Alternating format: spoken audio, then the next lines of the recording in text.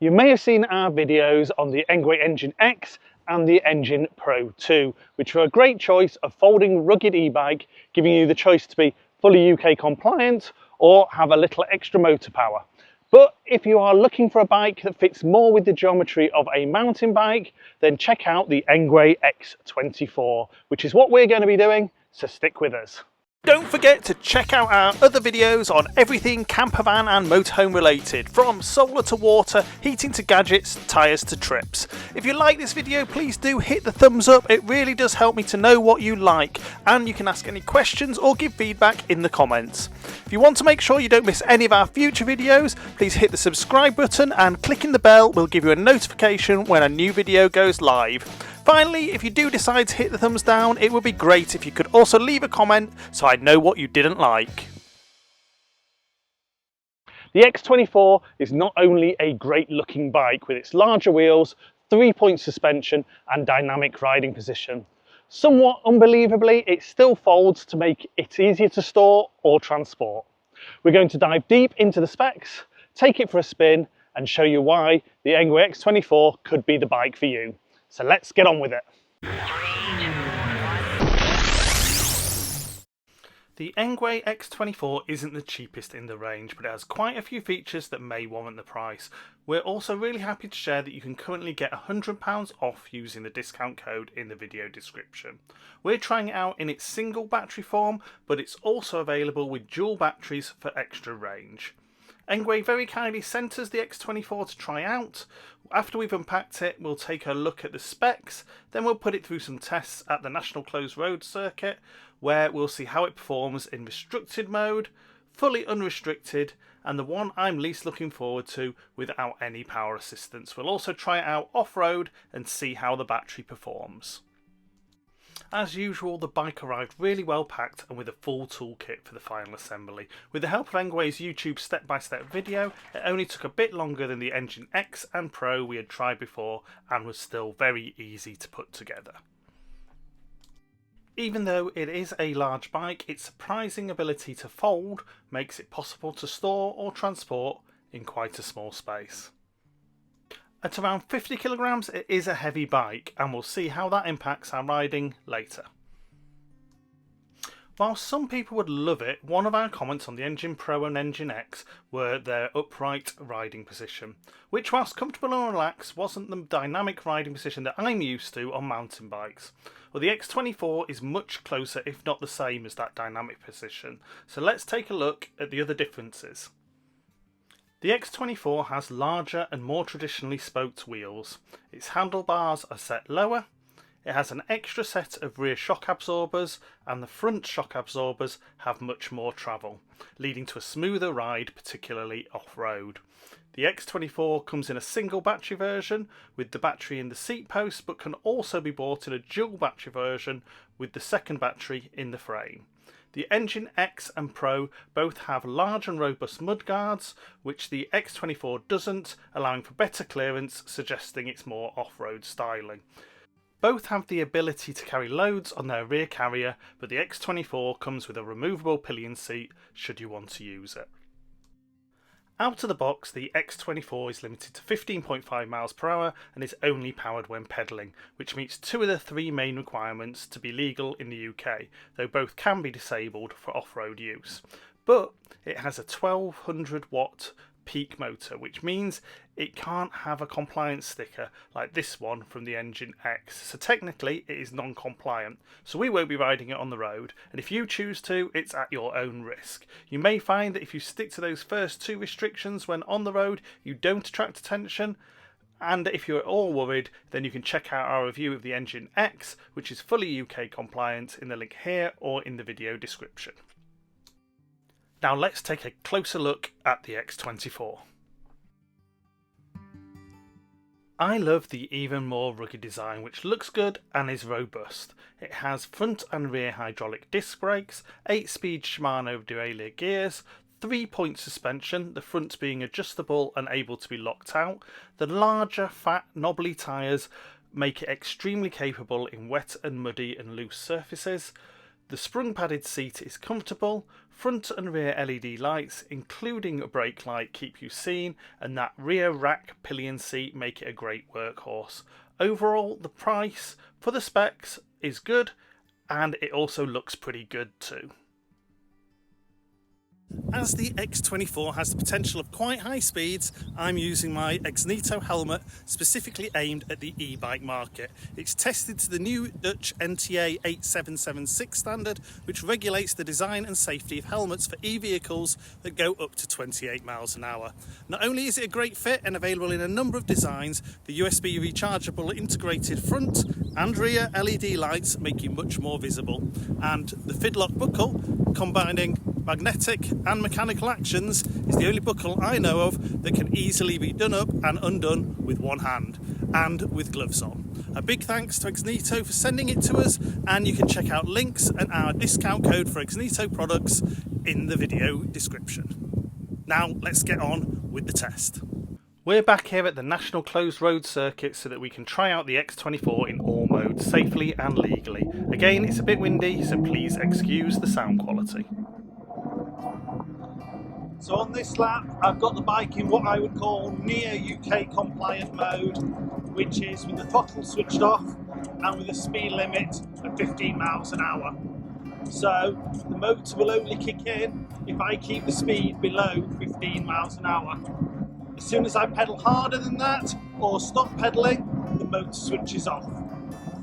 Now already, because of its more dynamic riding position, it's a lot easier to ride for me because I'm used to a mountain bike stance, and the engine models with their much more sat up positioning, and just not as lean forward and we're able to get power into your legs.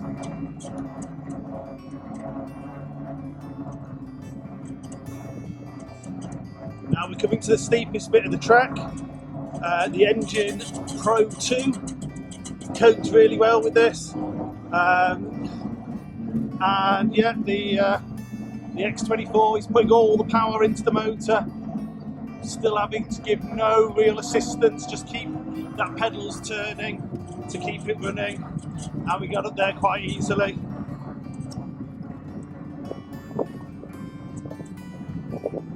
Onto the downhill, put it into the highest gear. Again, I can go much faster than that 15 miles an hour on here, so there's no motor assistance because of that speed limit being set. Now I'm doing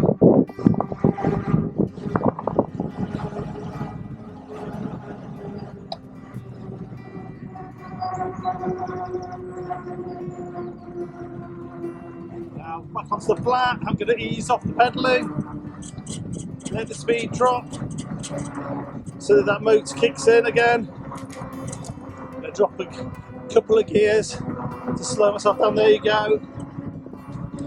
Motors kick back in. Nice casual ride with the motor in. The motor does seem smoother than the Engine X Pro, I would say. Sorry, the Engine Pro 2. The motor does seem smoother than the Pro 2.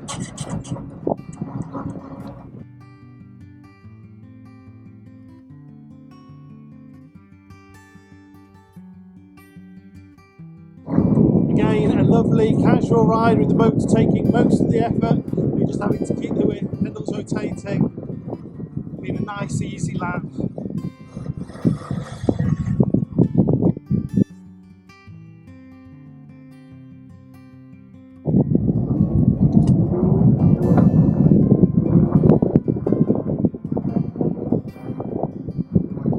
So now I've got the bike in unrestricted mode, so with the throttle on and unrestricted speed limits. So I can only do this because I'm on this closed road circuit. So I'm now on the flat doing 26 miles an hour. I'm actually going to slow a little bit for this curve because I'm going a bit fast to get around it. It's been a bit damp this morning.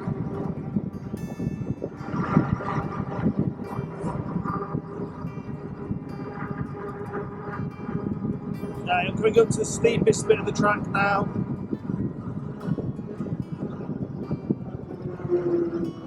And we're easily going to make it to the top, I think. Yeah, we're still doing 15 miles an hour and we're at the top.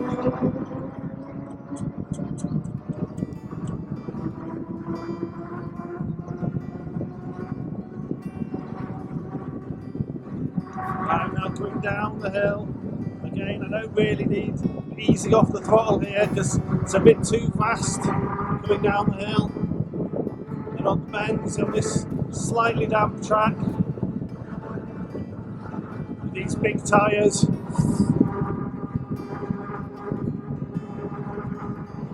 Okay, that's going onto the straight now, so throttle fully on. Let's see what speed we do get.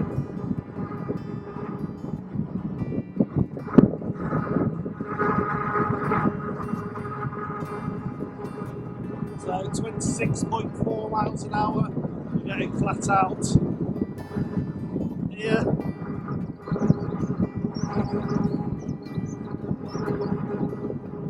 Now,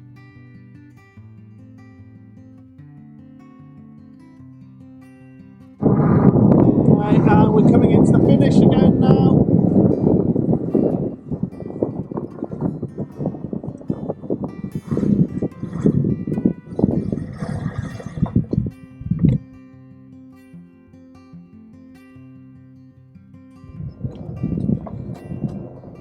Okay, so my least favourite lap of the circuit,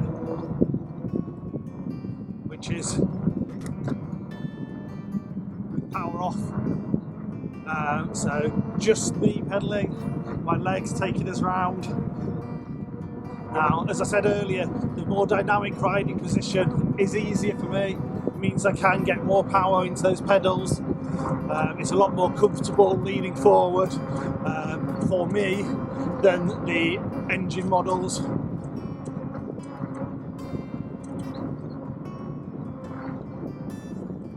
It's still a heavy bike though.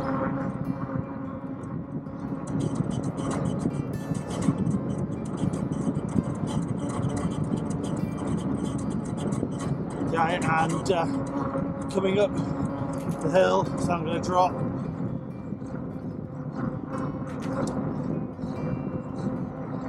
So third gear now. I'm going to hit this hill and I'm going to drop it all the way to 1 to get up here.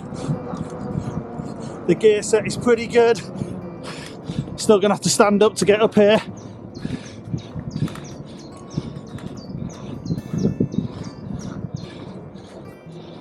But yeah, I can make it.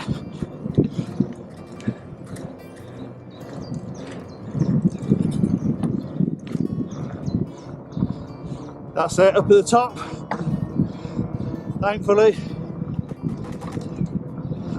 So, going down can get us into higher gear.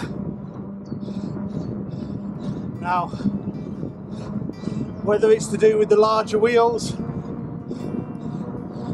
than the engine series, the higher gears on here do feel higher. I can get up quite a lot of speed, and in fact on the flat I think I'm going struggling to stay in top gear. That's 20 miles an hour according to the display, and yeah, it's taking a lot of power in 8th gear. I'm going to drop it down to 7th.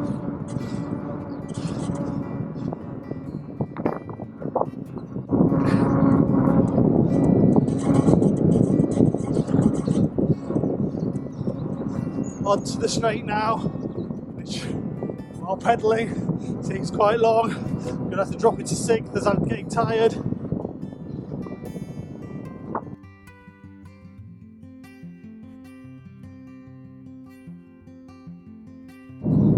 And thank goodness, going into the finish. Be interesting to see what the speed was like.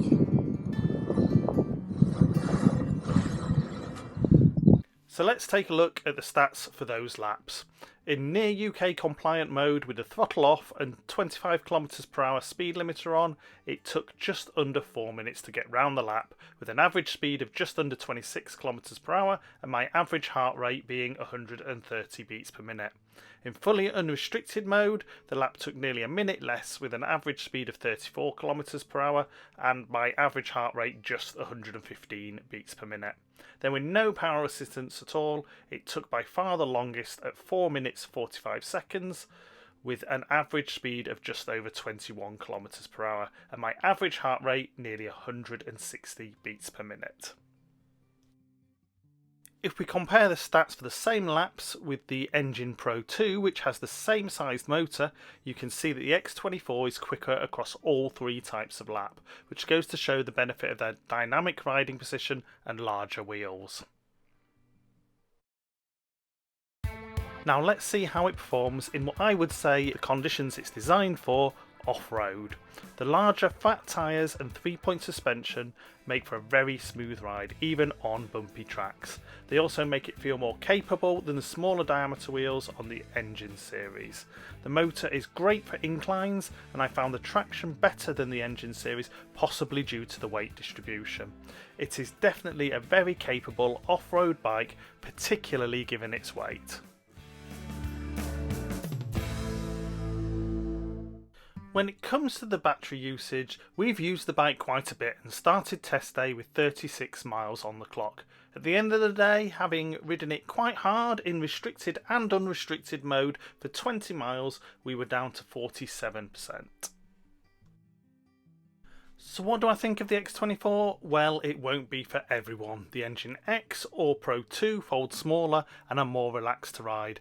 But you might have already guessed that the X24 is my favourite of the Engwe bikes that we've tried out. I prefer its dynamic riding position and its off-road capability and general good looks. Plus, its ability to fold is the icing on the cake.